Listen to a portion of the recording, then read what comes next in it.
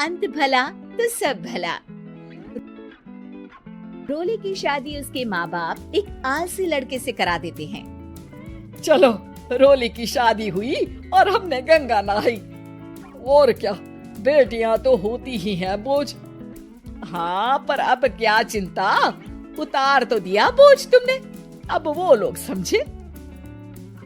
ससुराल में रोली का पति कहता है, देखो, मैं कोई काम नहीं करता, ये बात तुम्हारे मम्मी पापा को बता दी थी मैंने। अब जो किराया आता है दुकान का, उसी से घर का गुजारा करना है। कभी भूल से भी कोशिश ना करना किसी चीज की डिमांड की। क्या मम्मी पापा को पता था कि आप कोई काम नहीं करते? और क्या, बड़ा अच्छे से पता था। उन लोगों को तो तुम बोझ लगती थी, बोल रहे थे कि बस शादी कर लो और कोई मतलब नहीं है। रोली को ये सुनकर बहुत गुस्सा आता है, लेकिन करती भी तो क्या, क्योंकि वो जानती थी कि उसके माता पिता ऐसे ही हैं। जैसे तैसे रोली दिन काट रही थी। रोली को एक प्यारी सी बेटी होती है। धीरे धीरे वो बड़ी होती है और उसके साथ उसकी जरूरतें भी बढ़ती जाती है। सुनिए जी, अब तो सिमी बड़ी हो रही है, उसका स्कूल में दाखिला कराना है। मैंने अब तक तो जैसे तैसे समय काट लिया, लेकिन मैं बच्चे की परवरिश में कोई कमी नहीं रखूंगी। अरे क्या है यार, तो लगता है कोई ना कोई काम ढूंढना ही पड़ेगा। अब पति रोज काम की तलाश में जाता और बिना किसी काम के वापस आ जाता। रोली समझ जाती है कि पति के अंदर अब काम करने की क्षमता नहीं है। वो बेटी को उच्च शिक्षा देने के लिए कुछ करना चाहती थी, लेकिन करती तो क्या करती। एक दिन रोली की सहेली कहती है, रोली, मेरी कोई औलाद नहीं है। अगर तू मेरी औलाद को जन्म दे तो मैं तुझे तेरे मुंह मांगे पैसे दूंगी। अरे, तेरी औलाद को मैं कैसे जन्म दे सकती हूँ? सरोगेसी से बच्चा मेरा और वैभव का ही होगा, लेकिन कोख तेरी होगी। ये संभव है रोली। रोली कुछ सोचकर कहती है, मुझे मंजूर है, लेकिन मैं इसका 2 लाख रुपया लूंगी। अरे कोई बात नहीं, मुझे मंजूर है। रोली खुश हो जाती है कि एक बच्चा पैदा करने का उसे 2 लाख रुपया मिलेगा। वो घर आकर पति को बताती है, वो भी खुश हो जाता है। अब क्या था, डॉक्टर के पास जाकर सहेली का बच्चा रोली की कोख में पलने लगता है। मुझे 20,000 चाहिए मेरे बेटी के एडमिशन के लिए। हाँ हाँ ठीक है, मैं उसके एडमिशन से लेकर सारे खर्चे उसके अकाउंट में डाल रही हूँ। रोली की बेटी का एडमिशन हो जाता है। रोली को लगता है कि वो अब सब कुछ ठीक कर देगी। दिन और महीने आगे बढ़ते हैं। अब एक दिन, एक बात कहूँ जी, काश इस बच्चे को मैं रख पाती। मैं अब इससे काफी जुड़ गई हूँ।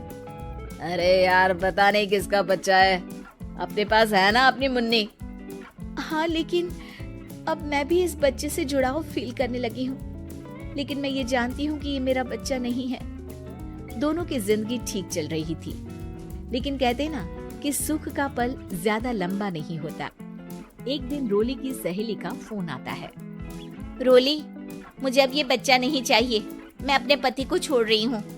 अरे लेकिन मुझे पैसों की जरूरत है, बच्चा तुम्हारा है, मैं क्या करूँगी? सहेली बिना कुछ बोले फोन काट देती है, फोन स्विच ऑफ कर देती है। लेकिन रोली के जीवन का तूफान यहीं नहीं रुकता।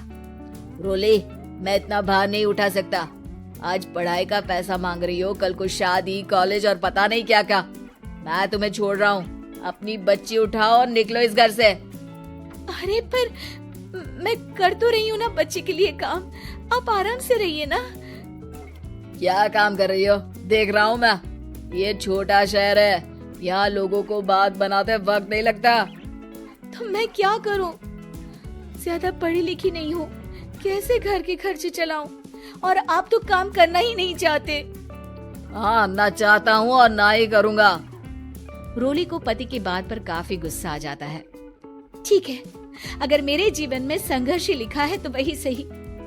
इस वक्त पति होने के नाते आपको मेरा साथ देना चाहिए था, लेकिन नहीं, आपने तो इस हाल में मुझे घर से बाहर निकालने की बात कह डाली। देखो, ये सारी फालतू की बातों के लिए वक्त नहीं है मेरे पास। रोली, जिसकी कोख में किसी और का बच्चा था और साथ छोटी सी बेटी, पति का घर छोड़कर रास्ते पर आ जाती है।